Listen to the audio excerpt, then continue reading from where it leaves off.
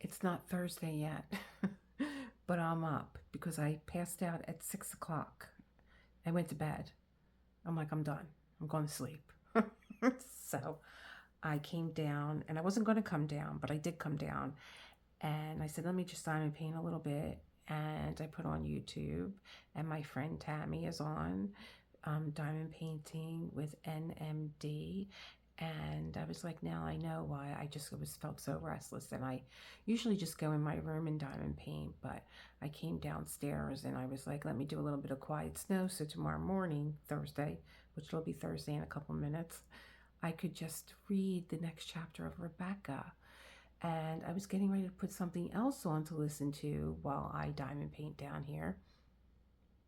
And I saw Tammy, and I left her a message, and I'm going to leave it here too. I want you to take care of yourself.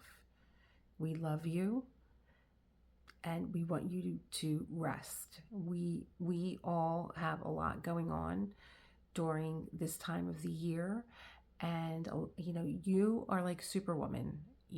Even with the event that we did together, you ran by me like a little mosquito, leaving me in the dust. And I felt it. My first event, I felt it. I was very tired, and you need to take care of yourself. So everybody, gather around in these comments, and please, let's get our Tammy to rest and be well, and send her lots of love and lots of hugs and kisses and prayers. You mean a lot to me, so please take care of you. And that's all I wanted to say before I start diamond painting Quiet Snow. And I'll see you. I'm going to go do this, and then I'll go back to sleep, and then I'll wake up and I'll be like, ooh, let's read Rebecca. But you're getting chapter 20 at 7 o'clock in the morning. I don't know when you're getting this, but you're getting 20 at 7 a.m. Off to diamond paint.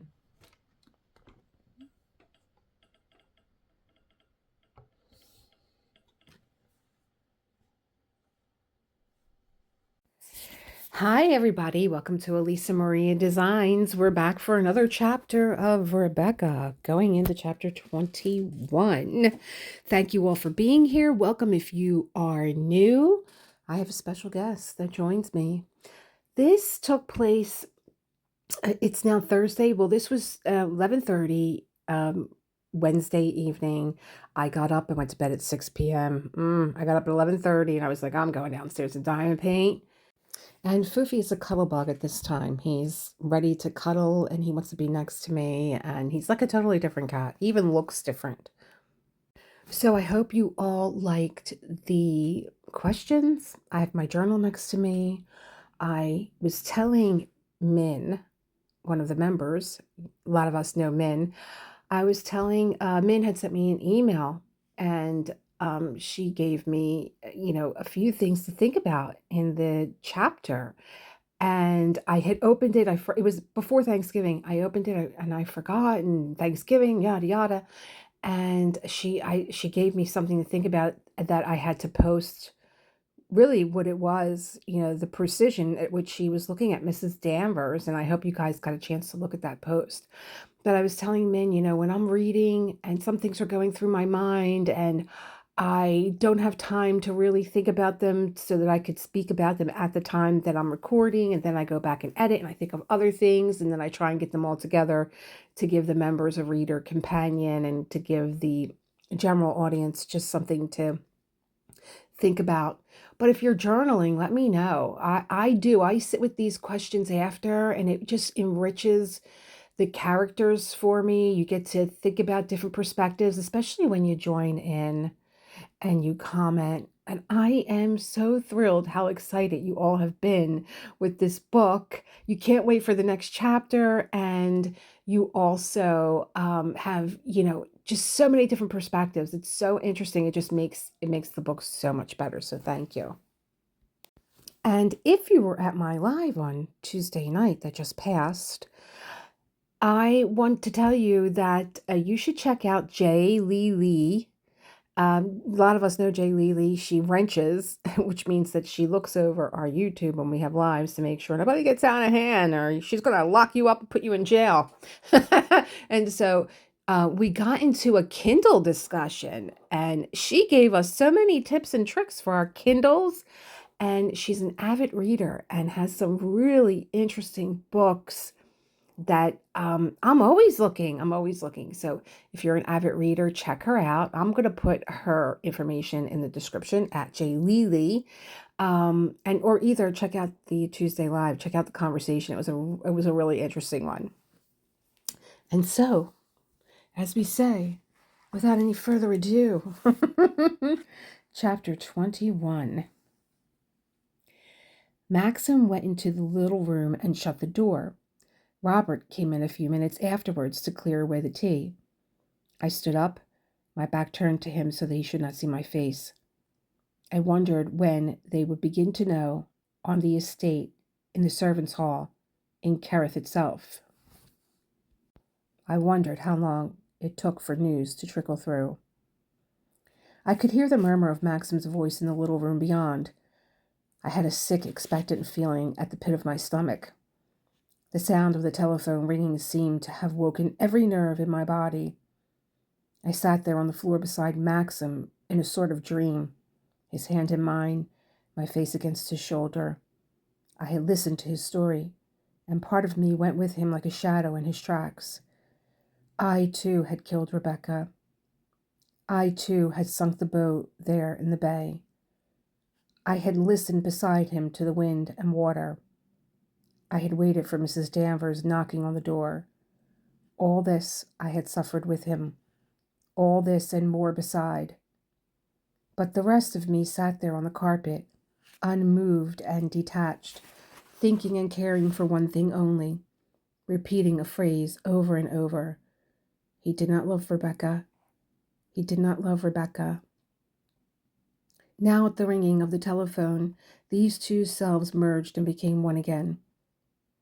I was the self that I had always been. I was not changed. But something new had come upon me that had not been before. My heart, for all its anxiety and doubt, was light and free. I knew then that I was no longer afraid of Rebecca. I did not hate her any more. Now that I knew her to have been evil and vicious and rotten, I did not hate her any more. She could not hurt me. I could go to the morning room and sit down at her desk and touch her pen and look at her writing on the pigeonholes, and I should not mind.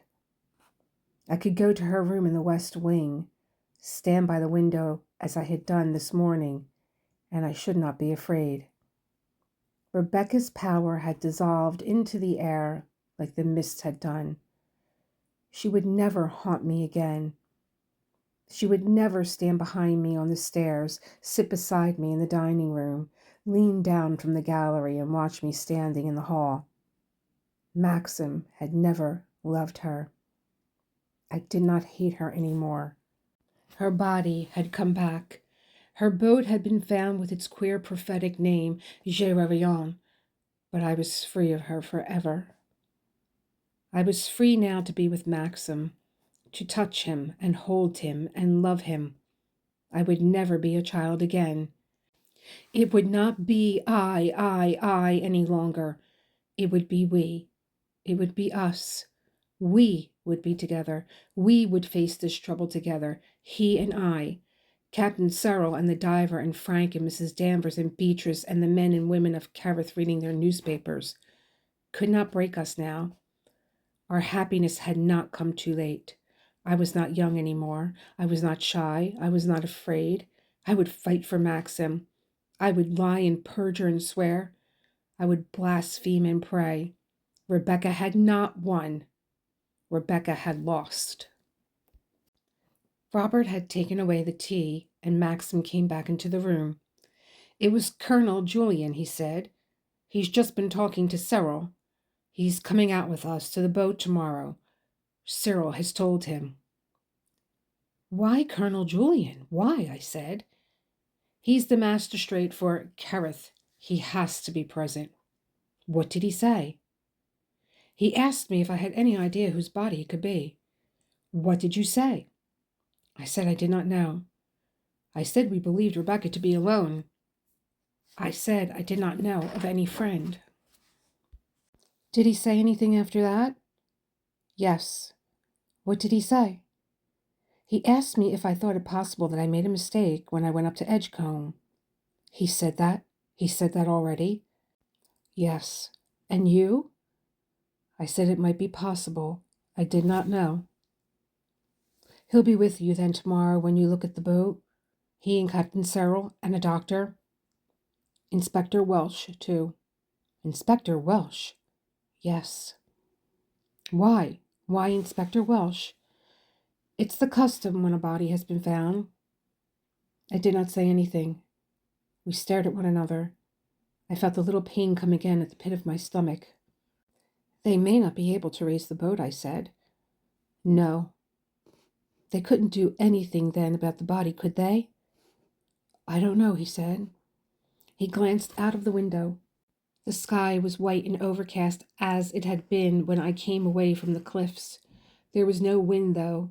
It was still and quiet. I thought it might blow from the southwest about an hour ago, but the wind has died away again, he said. Yes, I said. It will be a flat calm tomorrow for the diver, he said. The telephone began ringing again from the little room. There was something sickening about the shrill, urgent summons of the bell. Maxim and I looked at one another.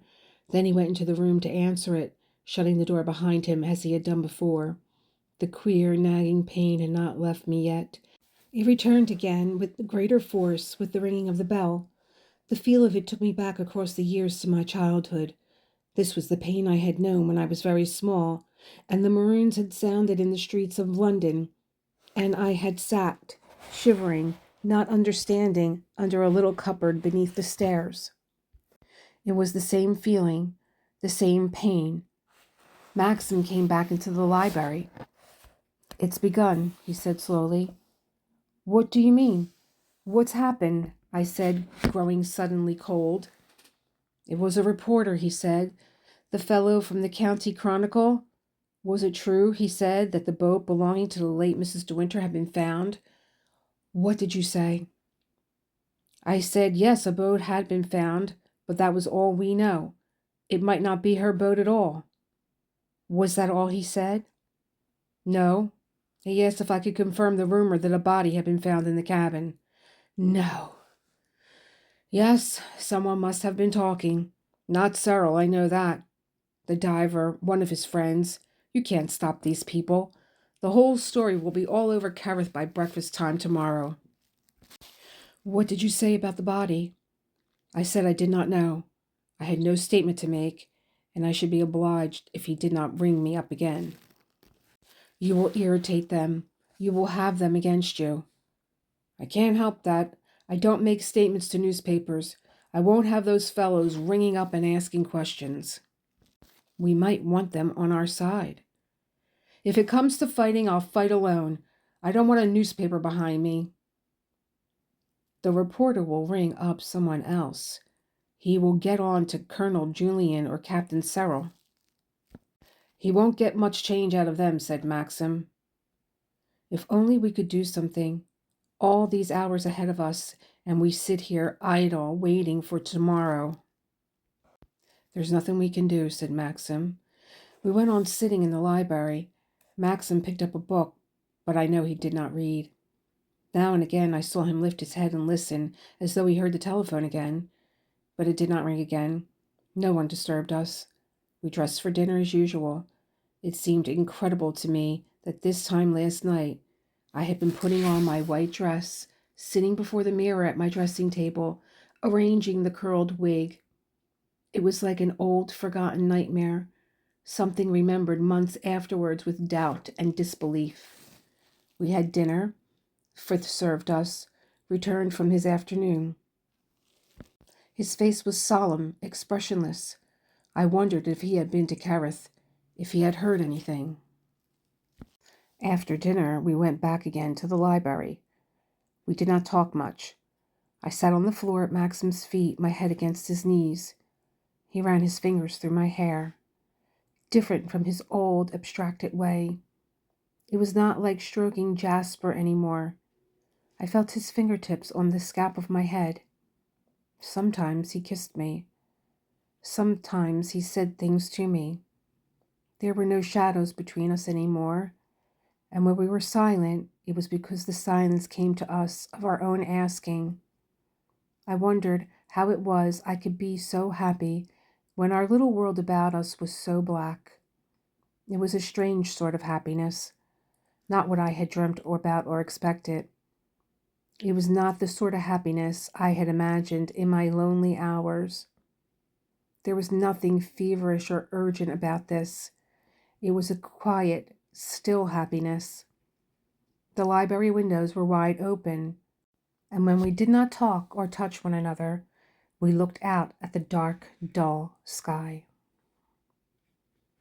It must have rained in the night, for when I woke the next morning just after 7 and got up, and I looked out of the window, I saw the roses in the garden below were folded and drooping, and the grass banks leading to the woods were wet and silver. There was a little smell in the air of mist and damp, the smell that comes with the first fall of the leaf. I wondered if autumn would come upon us 2 months before her time. Maxim had not woken me when he had gotten up at 5. He must have crept from his bed and gone through the bathroom to his dressing room without a sound. He would be down there now in the bay with Colonel Julian and Captain Cyril and the men from the lighter. The lighter would be there, the crane and the chain, and Rebecca's boat coming to the surface. I thought about it calmly, coolly, without feeling. I pictured them all down there in the bay, and the little dark hull of the boat rising slowly to the surface, sodden, dripping, the grass-green seaweed and the shells clinging to her sides. When they lifted her on to the lighter, the water would stream from her sides back into the sea again. The wood of the little boat would look soft and gray, pulpy in places. She would smell of mud and rust, and that black, dark weed that grows deep beneath the sea beside the rocks that are never uncovered.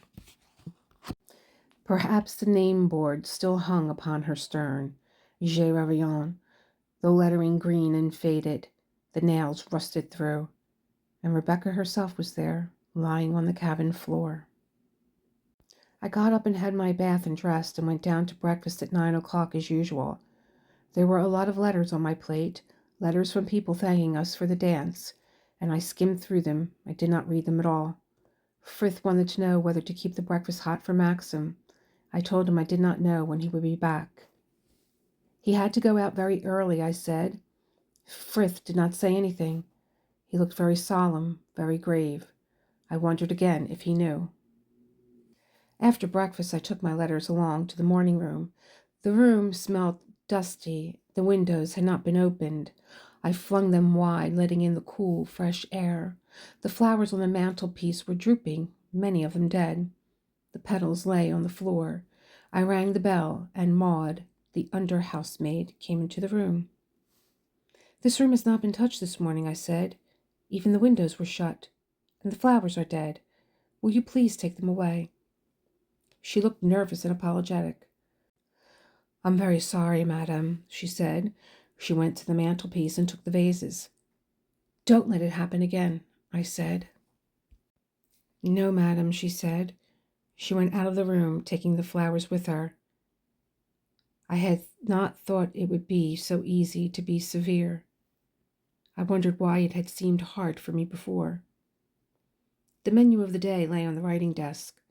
Cold salmon and mayonnaise, cutlets in aspic, galantine of chicken soufflé. I recognized them all from the buffet supper of the night of the ball. We were evidently still living on the remains. This must be the cold lunch that was put out in the dining room yesterday, and I had not eaten. The staff were taking things easily, it seemed. I put a pencil through the list and rang for Robert. "Tell Mrs. Danvers to order something hot," I said. "If there's still a lot of cold stuff to finish, we don't want it in the dining room." "Very good, madam," he said. I followed him out of the room and went to the little flower room for my scissors. Then I went into the rose garden and cut some young buds. The chill had worn away from the air.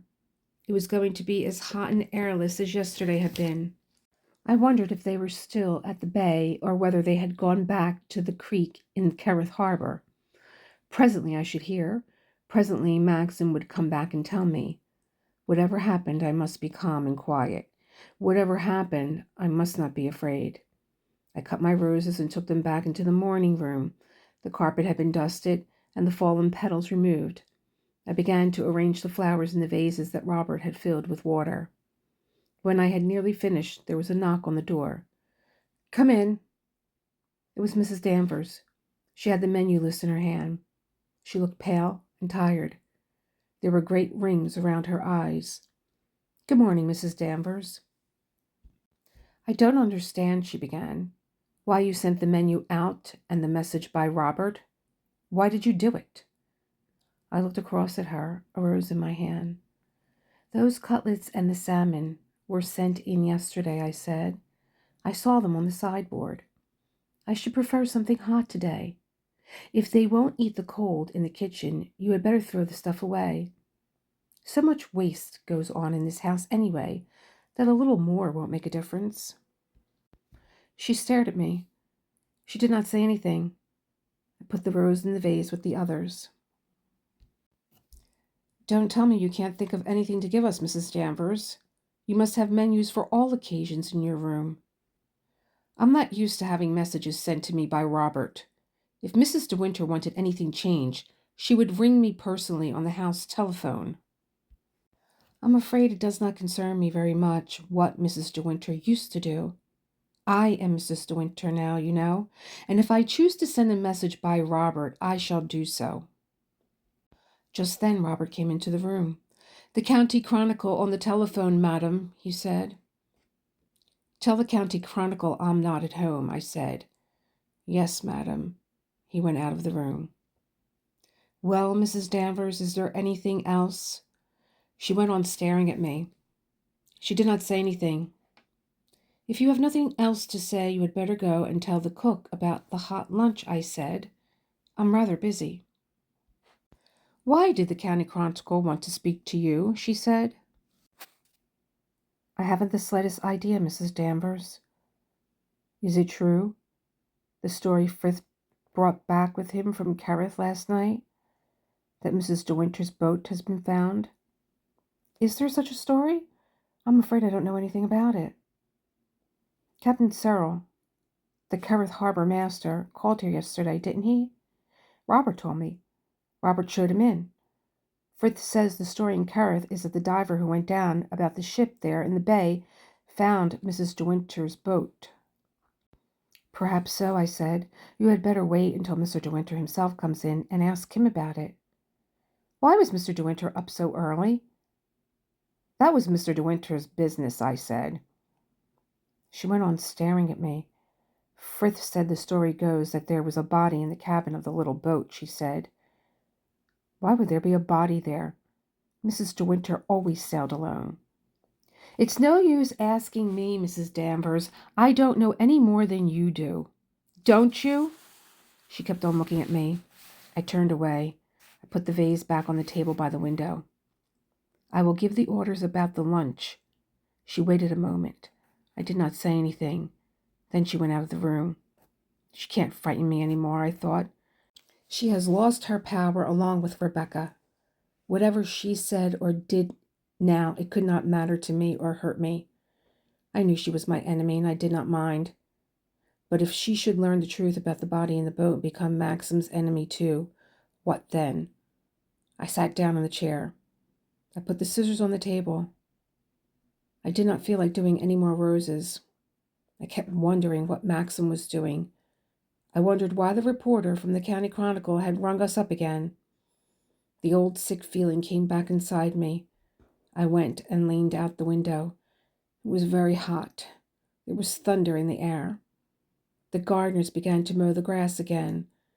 I could see one of the men with his machine walk backwards and forwards on the top of the bank. I could not go on sitting in the morning room. I left my scissors and my roses and went out onto the terrace. I began to walk up and down. Jasper padded after me, wondering why I did not take him for a walk. I went on walking up and down the terrace. About 11:30, Frith came out to me from the hall. "Mr. De Winter on the telephone, madam." I went through the library to the little room beyond. My hands were shaking as I lifted the receiver. "Is that you?" he said. "It's Maxim. I'm speaking from the office. I'm with Frank." "Yes?" I said. There was a pause. "I shall be bringing Frank and Colonel Julian back to lunch at 1 o'clock. "Yes," I said. I waited for him to go on. "They were able to raise the boat," he said. "I've just gotten back from the creek." "Yes," I said. "Searle was there, and Colonel Julian and Frank and the others." I wondered if Frank was standing beside him at the telephone, and if that was the reason he was so cool, so distant. "All right, then. Expect us at 1 o'clock. I put back the receiver. He had not told me anything. I still did not know what happened. I went back again on the terrace, telling Frith first that we should be 4 to lunch instead of 2.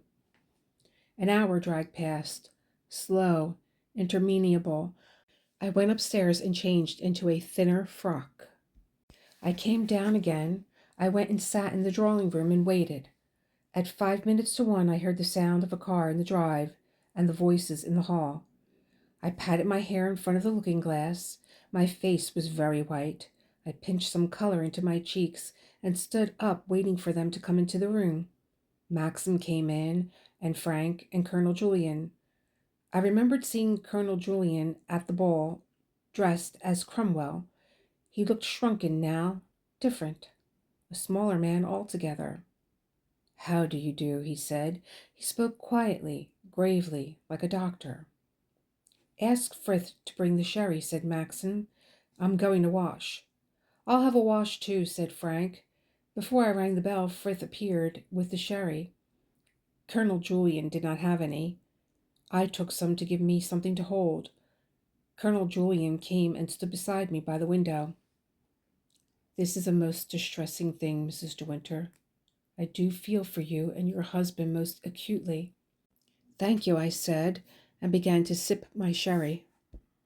Then I put the glass back again on the table. I was afraid he would notice that my hand was shaking. "What makes it so difficult was the fact of your husband identifying that first body over a year ago." "I don't quite understand," I said. "You did not hear then what we found this morning?" "I knew there was a body. The diver found a body." "Yes," he said, and then, half glancing over his shoulder towards the hall, "I'm afraid it was her, without a doubt," he said. "I can't go into details with you, but the evidence was sufficient for your husband and Dr. Phillips to identify." He stopped suddenly and moved away from me. Maxim and Frank had come back into the room. "Lunch is ready. Shall we go in?" said Maxim. I led the way into the hall, my heart like a stone, heavy, numb. Colonel Julian sat on my right, Frank on my left. I did not look at Maxim. Frith and Robert began to hand the first course. We all talked about the weather. "I see in the Times that they had it well over 80 in London yesterday," said Colonel Julian. "Really?" I said. "Yes, must be frightful for the poor devils who can't get away." "Yes, frightful," I said. "Paris can be hotter than London," said Frank. "I remember staying a weekend in Paris in the middle of August, and it was quite impossible to sleep. There was not a breath of air in the whole city. The temperature was over 90. "Of course the French always sleep with their windows shut, don't they?" said Colonel Julian. "I don't know," said Frank. "I was staying in a hotel. The people were mostly Americans." "You know France, of course, Mrs. De Winter," said Colonel Julian. "Not so very well," I said. "Oh, I had the idea you lived many years out there." "No," I said. "She was staying in Monte Carlo when I met her," said Maxim. "You don't call that France, do you?" "No, I suppose not," said Colonel Julian. "It must be very cosmopolitan. The coast is pretty, though, isn't it?" "Very pretty," I said. "Not so rugged as this, hey? Still, I know which I'd rather have. Give me England every time when it comes to settling down." You know where you are over here." "I dare say the French feel that about France," said Maxim. "Oh, no doubt," said Colonel Julien. We went on eating a while in silence. Frith stood behind my chair. We were all thinking of one thing, but because of Frith we had to keep up our little performance. I supposed Frith was thinking about it too, and I thought how much easier it would be if we cast aside convention and let him join in with us if he had anything to say. Robert came with the drinks. Our plates were changed. The second course was handed. Mrs. Danvers had not forgotten my wish for hot food. I took something out of a casserole covered in mushroom sauce. "I think everyone enjoyed your wonderful party the other night," said Colonel Julien. "I'm so glad," I said. "Does an immense amount of good locally, that sort of thing," he said. "Yes, I suppose it does," I said. "It's a universal instinct of the human species, isn't it? That desire to dress up in some sort of disguise," said Frank. "I must be very inhuman then," said Maxim. "It's natural, I suppose," said Colonel Julien, "for all of us to wish to look different. We are all children in some ways." I wondered how much pleasure it had given him to disguise himself as Cromwell. I had not seen much of him at the ball. He had spent most of the evening in the morning room playing bridge. "You don't play golf, do you, Mrs. De Winter?" said Colonel Julien. "No, I'm afraid I don't," I said. "You ought to take it up," he said. "My eldest girl is very keen, and she can't find many young people to play with her. I gave her a small car for her birthday, and she drives herself over to the North Coast nearly every day. It gives her something to do." "How nice," I said. "She ought to have been a boy," he said. "My lad is different altogether. No earthly use at games, always writing poetry. I suppose he'll grow out of it." "Oh, rather," said Frank. "I used to write poetry myself when I was his age. Awful nonsense, too. I never write anything now." "Good heavens, I should hope not," said Maxim. "I don't know where my boy gets it from," said Colonel Julien. "Certainly not from his mother or me." There was another long silence. Colonel Julien had a second dip into the casserole. "Mrs. Lacey looked very well the other night," he said. "Yes," I said. "Her dress came adrift as usual," said Maxim. "Those Eastern garments must be the devil to manage," said Colonel Julien. "And yet they say, you know, they are far more comfortable and far cooler than anything you ladies wear in England." "Really?" I said. "Yes, so they say. It seems all that loose drapery throws off the hot rays of the sun." "How curious," said Frank. "You think it would have just been the opposite effect?" "No, apparently not," said Colonel Julien. "Do you know the East, sir?" said Frank. "I know the Far East," said Colonel Julien. "I was in China for 5 years, then Singapore." "Isn't that where they make curry?" I said. "Yes, they gave us very good curry in Singapore." "I'm fond of curry," said Frank. "And it's not curry at all in England, it's hash," said Colonel Julien. The plates were cleared away, a souffle was handed, and a bowl of fruit salad. "I suppose you are coming to the end of your raspberries," said Colonel Julien. "It's been a wonderful summer for them, hasn't it? We put down pots and pots of jam." "I never think raspberry jam is a great success," said Frank. "There are always so many pips." "You must come and try some of ours," said Colonel Julien. "I don't think we have a great lot of pips." "We're going to have a mass of apples this year at Manderley," said Frank. "I was saying to Maxim a few days ago we ought to have a record season. We shall be able to send a lot up to London." "Do you really find it pays?" said Colonel Julien. "By the time you've paid your men for the extra labor, and then the packing and carting, do you make any sort of profit worthwhile?" "Oh, Lord, yes," said Frank. "How interesting. I must tell my wife," said Colonel Julien. The souffle and the fruit salad did not take long to finish. Robert appeared with cheese and biscuits, and a few minutes later Frith came with the coffee and cigarettes. Then they both went out of the room and shut the door. We drank our coffee in silence. I gazed steadily at my plate. I was saying to your wife before luncheon, De Winter, began Colonel Julian, resuming his first quiet, confidential tone, that the awkward part of this whole distressing business is the fact that you identified that original body. Yes, quite, said Maxim. I think the mistake was very natural under the circumstances, said Frank quickly. The authorities wrote to Maxim, asking him to go up to Edgecombe, presupposing before he arrived there that the body was hers. Maxim was not well at the time. I wanted to go with him, but he insisted on going alone. He was not in a fit state to undertake anything of the sort. That's nonsense, said Maxim. I was perfectly well. Well, it's no use going into all that now, said Colonel Julian. You made that first identification, and now the only thing to do is admit the error. There seems to be no doubt about it this time. No, said Maxim. I wish you could be spared the formality and the publicity of an inquest, said Colonel Julian, but I'm afraid that's quite impossible. Naturally, said Maxim. I don't think it need take very long, said Colonel Julian. It's just a case of you reaffirming identification and then getting Tab, who you say converted the boat when your wife brought her from France, just to give his piece of evidence that the boat was seaworthy and in good order when he had last had her in his yard. It's just red tape, you know, but it has to be done. No, what bothers me is the wretched publicity of the affair, so sad and unpleasant for you and your wife. That's quite all right, said Maxim. We understand. So unfortunate, that wretched ship going ashore there, said Colonel Julian.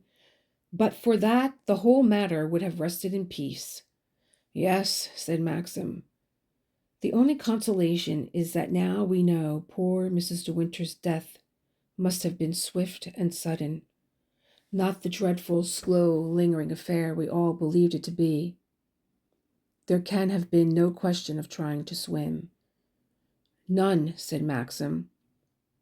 She must have gone down for something, and then the door jammed, and a squall caught the boat without anyone at the helm, said Colonel Julian. A dreadful thing. Yes, said Maxim. That seems to be the solution, don't you think, Crawley? Said Colonel Julian, turning to Frank. Oh, yes, undoubtedly, said Frank. I glanced up and I saw Frank looking at Maxim. He looked away again immediately, but not before I had seen and understood the expression in his eyes. Frank knew, and Maxim did not know that he knew. I went on stirring my coffee.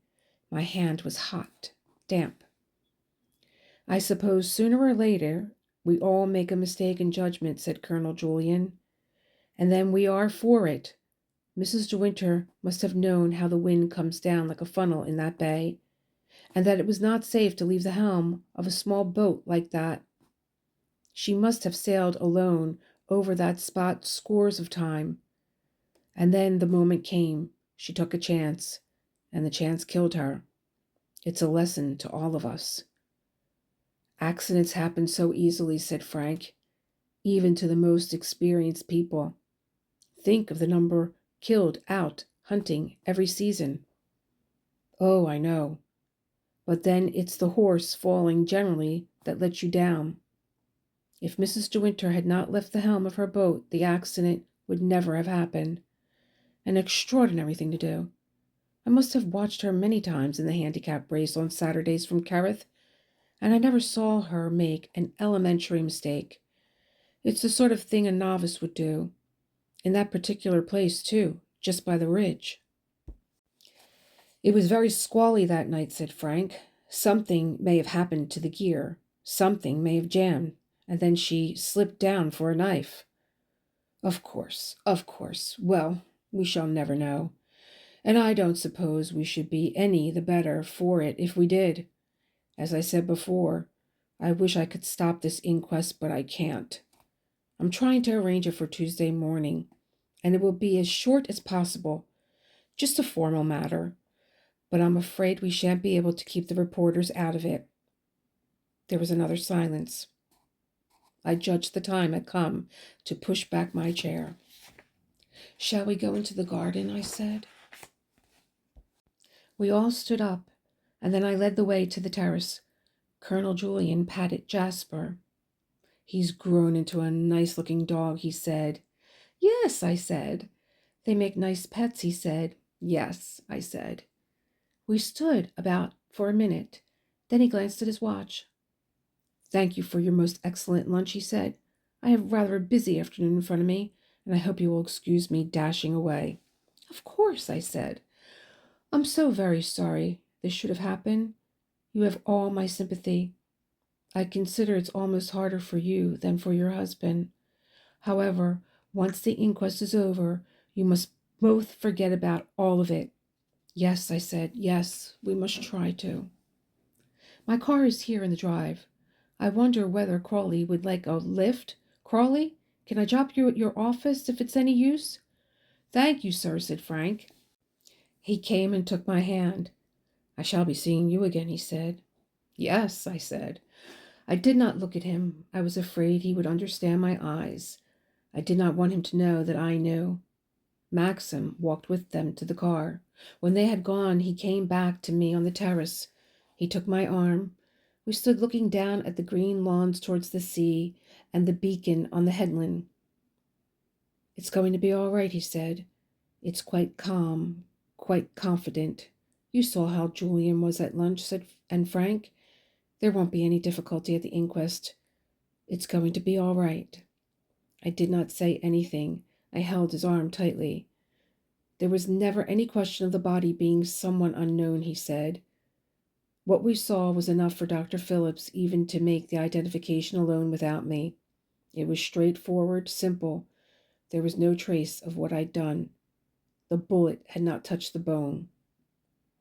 A butterfly sped past us on the terrace, silly and inconsequent. "You heard what they say," he went on. "They think she was trapped there in the cabin. The jury will believe that at the inquest, too.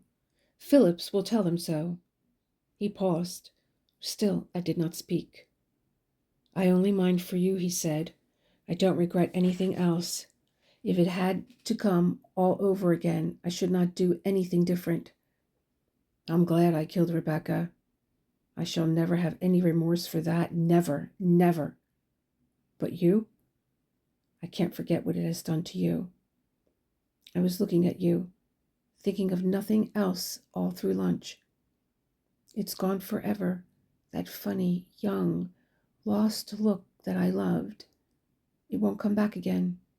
I killed that too, when I told you about Rebecca. It's gone in 24 hours. You are so much older." Chapter. Oh, how the tide has turned. We find our unnamed narrator summon a version of herself that I don't think that she could inhabit, but it's almost as if Rebecca's dead. This is all she can think about, is that Rebecca is dead.